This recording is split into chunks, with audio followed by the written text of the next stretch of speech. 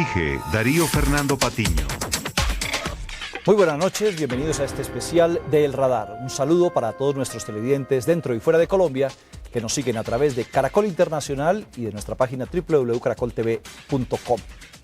Este libro que tengo en mis manos, recién salido del horno, sería inconcebible hace algún tiempo, no solo por su título, Hacia un clero gay, sino también por su autor, un sacerdote en ejercicio con más de 45 años de apostolado y por mucho tiempo juez eclesiástico.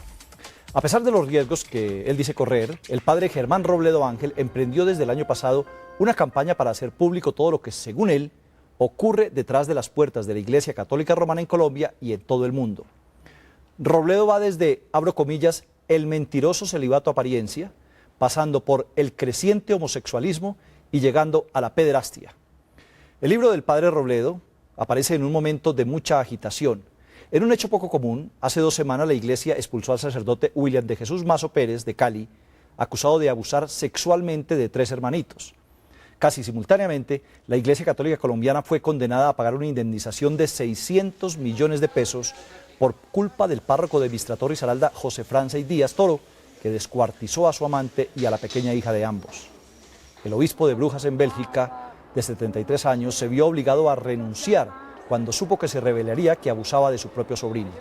Y la semana pasada, el Vaticano amplió de 10 a 20 años el plazo para que las víctimas de curas denuncien y estableció como delito la posesión por parte de ellos de pornografía infantil. Con las denuncias del padre Robledo, con la aparición de su libro y con los últimos acontecimientos, Pablo Lacerna decidió hacer esta entrevista especial para El Radar. Aquí, el hoy sacerdote emérito Robledo se destapa, cuestiona las jerarquías y al sistema educativo en los seminarios. Pablo Lacerna entra al radar. Bueno, está con nosotros el padre Germán Robledo, que tiene 45 años de ejercicio del sacerdocio. Fue presidente del Tribunal Eclesiástico de la Arquidiócesis de Cali hasta el año 2003. Hoy en día está en el ejercicio de su labor diocesana y ha tocado un tema realmente importante, realmente controversial, que es el tema del homosexualismo, de la pederastia y de la promiscuidad entre los sacerdotes en la Iglesia Católica. Nos parece de real importancia que un sacerdote en ejercicio ponga el dedo en la llaga para que la comunidad se entere de estos problemas. Padre, lo que usted critica, ahora que está en la controversia, es la falta al celibato, es la homosexualidad, es la pederastia, es la promiscuidad. ¿Cuál es el trasfondo de su denuncia? En el fondo es todo eso, porque hoy día prácticamente no tenemos celibato, sino un pseudo celibato. Y se están formando seminaristas, los futuros sacerdotes, para simplemente mantener la imagen, mantener las apariencias, ¿no? Que la gente no se dé cuenta, por eso yo hablo del tapen famoso, y eso es lo que no es realmente, verdaderamente cristiano. Defíname muy brevemente, por favor, el tema del celibato como parte del ejercicio sacerdotal. El celibato significa soltería, estado de soltería, pero no es un estado simple de soltería, sino soltería con castidad, que esa es la gran dificultad. Y el celibato no es de origen bíblico, se establece y comienza en la Iglesia Católica Romana a mediados del siglo IV, como un ideal que presenta el Papa Dámaso cuando el cristianismo puso como la levadura en la sociedad pagana romana para que se hiciera, es decir, se cristianizara. Usted dice que en la iglesia hay mucho homosexualismo, o hay una propensión al homosexualismo. Hay una propensión. Bueno, ¿por qué? ¿Por qué? Hay una predilección hacia un perfil de futuro sacerdote suave, callado, que no le responda a la autoridad, porque tenemos un régimen autoritario que se manifiesta a veces, no en todos, pero en el episcopado, que es el jefe de la iglesia, el obispo.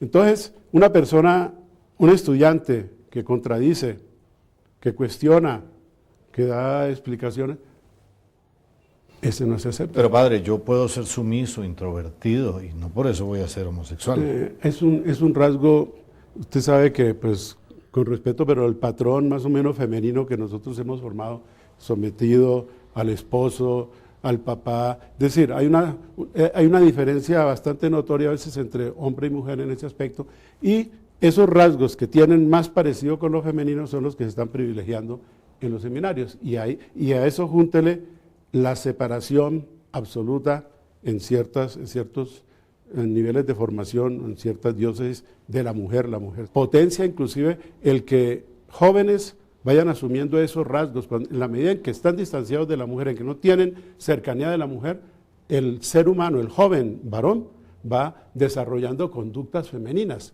que podrían terminar en inclinaciones homosexuales. Usted lleva 45 años de sacerdocio. Menciona que es en los últimos 10 años que ha empezado a sentirse el fenómeno del homosexualismo en la iglesia, en la arquidiócesis de Cali. ¿Por qué nunca denunció eso antes? No, viene tal vez un poquito antes, ¿no? Viene un poquito antes, porque pues se ha mantenido, digamos, dentro llamémoslo, no en una forma tan descarada, tan aberrante, como llegó a presentarse en Cali, que es lo que a mí me obligó a denunciar eso, que los escándalos de la iglesia catedral en que se utilizaban las limosnas para pagar servicios homosexuales. Inclusive tengo unas grabaciones que las presento ahí, en la transcripción de las grabaciones, que son espeluznantes. La pregunta es, ¿por qué los otros sacerdotes, que no son iguales, no denuncian? ¿Por qué los sacerdotes buenos se quedan callados? ¿Por qué usted solamente se esperó hasta cuando le pareció descarado para hablar? Sí. Es que le digo una cosa, nosotros somos un régimen, una monarquía, casi absolutista. Canónicamente no es una monarquía absoluta, pero la persona que se atreve a hablar, yo le cuento. Usted lo que me dice es que hay llamémosla, un autoritarismo, sí, que no permite que se filtre esta información. Pero usted es valiente hoy porque está fuera de la jerarquía. ¿Por qué no lo fue hace 15 años? Lo he sido siempre. Yo me he distinguido siempre por ser, le he dicho la verdad a los obispos, pero ahora que nunca se había presentado un fenómeno como el que estamos viendo. Inclusive yo le digo, yo me puse a estudiar, comencé a estudiar profundamente este problema americano a raíz de que tuve que aplicar como juez una máxima sanción precisamente a un diácono pederasta de alguna diócesis. Entonces ya comencé a darme cuenta y observar, ¿no? Y ver lo que realmente había y el proceso que estábamos nosotros iniciando, que es la repetición de lo que ya sucedió en los americanos. El arzobispo de Cali, cuando le preguntan si ya se superaron los problemas de pederastia y homosexualismo, dice que la iglesia de Cali y su clero están bien. En estos días le preguntaron al obispo auxiliar de Cali, ese problema del homosexualismo. No, aquí no hay, aquí apenas hay unos 2 o 3 pederastas, ¿no? Y entonces el periodista le dijo, ¿y qué ha hecho la iglesia para sancionar? No, la iglesia no se opone a que las autoridades de la nación castiguen a los pederastas. Le preguntaron, ¿qué hace la iglesia? La iglesia tiene un derecho canónico con sanciones estrictas que no se aplican. Pero entre otras el caso del padre Rosso, que fue condenado por un tribunal en California. El padre fue condenado civilmente, pero hoy está ejerciendo su función dando misa en alguna cercanía de Bogotá. ¿Por qué la iglesia no ejerce eso? Esa autoridad. No hemos llegado porque no hemos tenido, ¿sabe por qué? Pero en los Estados Unidos tampoco se ejerce. Pero es que a la iglesia de los Estados Unidos, ¿dónde le tocaron? Al bolsillo. Igual que al padre Rosso. No, allá, pero porque estaba vinculado a la iglesia americana. Pero aquí, por ejemplo, mire usted en Cali, el padre Blanco, violador de una cantidad de niños de la calle que serán cuidados en la institución arquidiocesana Mi Casa.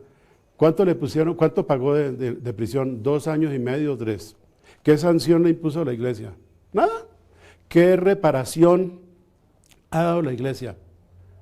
Aquí no, yo cuando me llamó la comisión de acusaciones de la Cámara hace como 2 años, yo les dije, pongan por ley que el pederasta tenga la obligación de reparar como hacen los americanos, que le toque meterse la mano al drill, como decimos nosotros, tanto la Iglesia Católica o la persona o la institución que sostiene y mantiene un pederasta, y verá que se comienza a solucionar el problema. ¿Estamos llenos de gays en las autoridades eclesiásticas? Y no solamente, le advierto que no solamente es en el clero, hay también en el... Sí, pero es que los otros no tienen compromiso de celibato. Bueno, entonces es un celibato de apariencia. Entonces lo que yo estoy denunciando, ¿y sabe qué estoy haciendo yo? Es lo que manda San Mateo, dice, cuando no hay solución díselo a la comunidad. Así es San Mateo 18, 17, usted puede buscarlo allá. Pero yo le digo, sin conocer la iglesia, porque la iglesia es una institución donde los que formamos parte como feligreses, pues no participamos.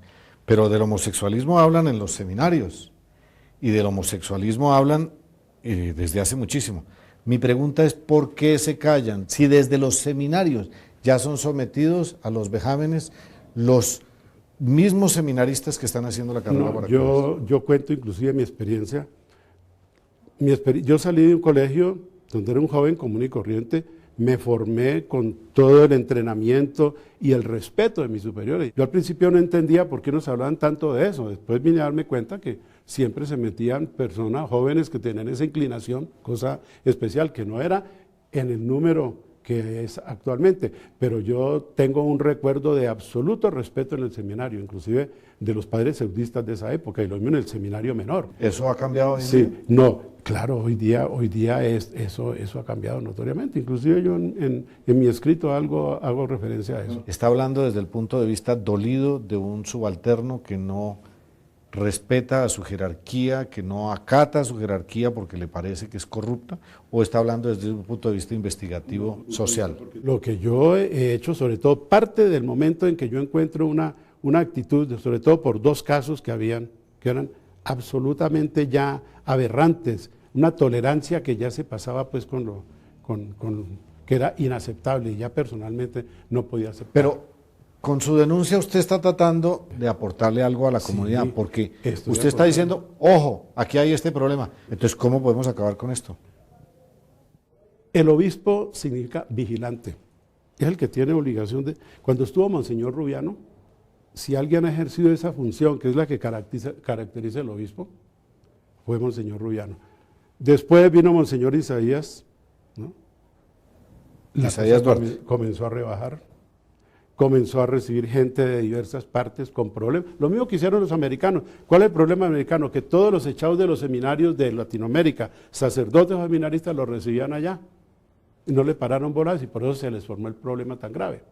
Fuera de la gente de ellos mismos allá. Pero si no ejercen el derecho eclesiástico de sancionarlos, si el derecho civil no los persigue, la pregunta es cómo acabamos, porque para uno como católico es realmente doloroso desconfiar del intermediario que tenemos en nuestra religión frente a Dios. Pero usted no me está dando soluciones. Sí. ¿Qué tiene que hacer la iglesia para ser decente y sancionar o acabar con la pederastia, el homosexualismo, la promiscuidad, la mentira? Eso es lo que estoy atacando, que no hay un enfrentamiento. ¿Cuál sería la solución? Estamos repitiendo el sistema. Cuando se crezca y se pase del 50%, como pasó en Diosas Americanas, y cuando hayan estos problemas, y ojalá llegue un día que toquen al bolsillo de la iglesia, comienza la solución. Antes no. Bueno, ¿y cuál sería esa solución?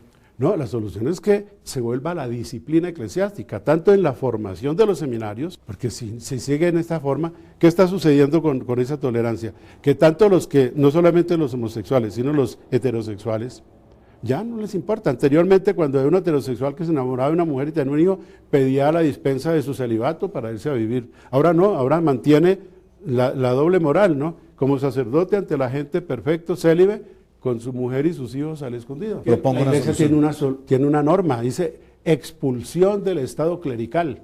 Esa es la sanción. ¿Por qué la iglesia tapa esto? Eso es lo que estoy censurando, la cultura del tapen-tapen. Y va en contra de lo que dice Jesucristo. Yo ya Son sé. los sepulcros blanqueados. ¿Por qué? ¿Por qué? ¿Cuáles son los intereses detrás de esto? Bueno, porque se le tiene miedo a la verdad, se le tiene miedo a perder la imagen, todos esos aspectos, y se prefiere pues llevar una vida doble. Y cuando la moral, cuando las normas internas de la institución no son ejercidas, ¿no deberían ser sancionados los jerarcas que teniendo la facultad de hacerlo no lo hacen? Está la norma en el derecho canónico, pero ¿quién la aplica? ¿Quién le pone el cascabel al gato? ¿Por qué Roma no sanciona?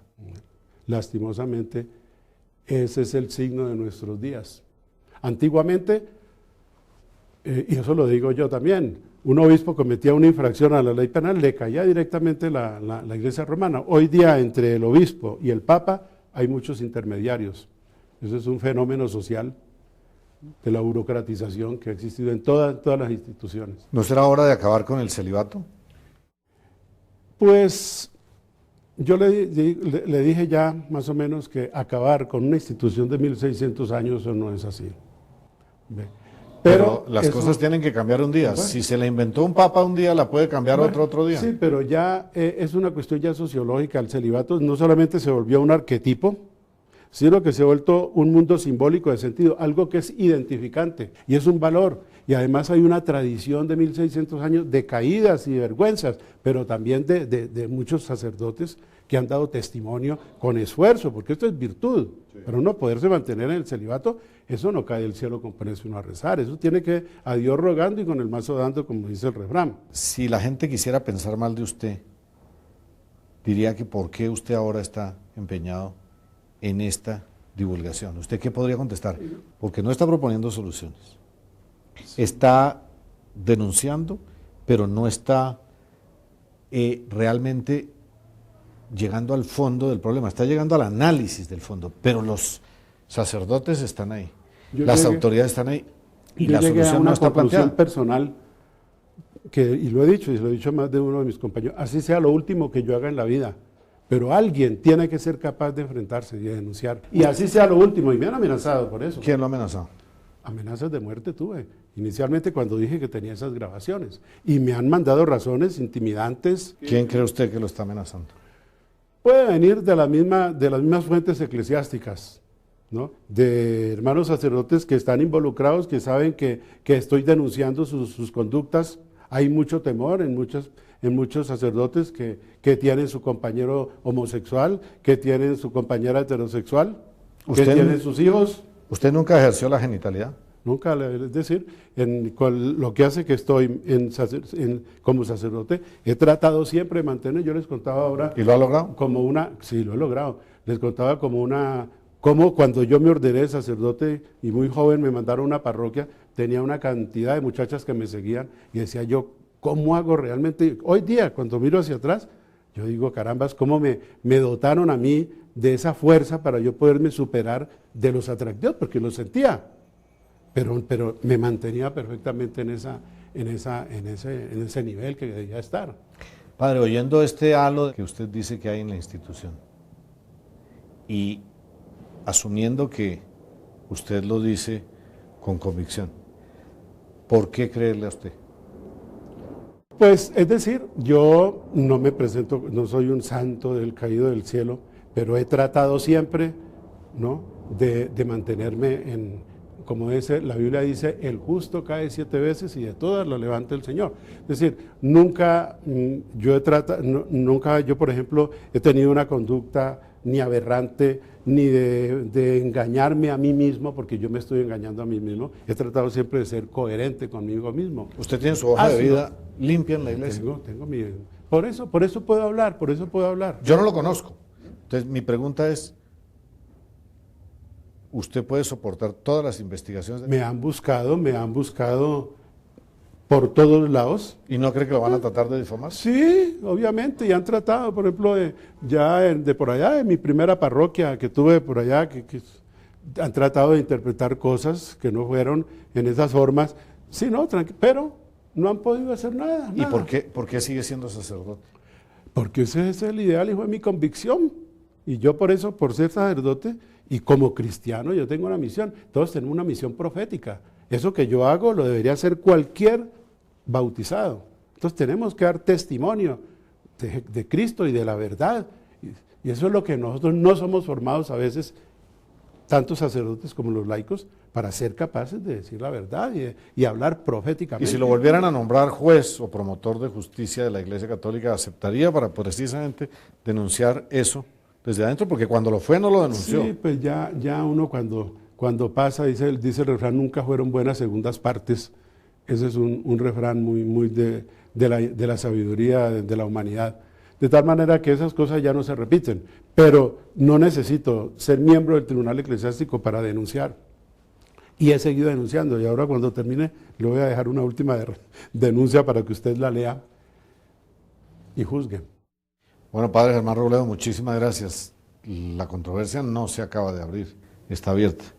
Es la primera vez que vemos a un sacerdote de una forma tan abierta esgrimir sus argumentos. La Iglesia responderá y esta controversia será sana para la comunidad que, siendo católica, quisiera ver en su institución la transparencia que esperamos que esa institución tenga.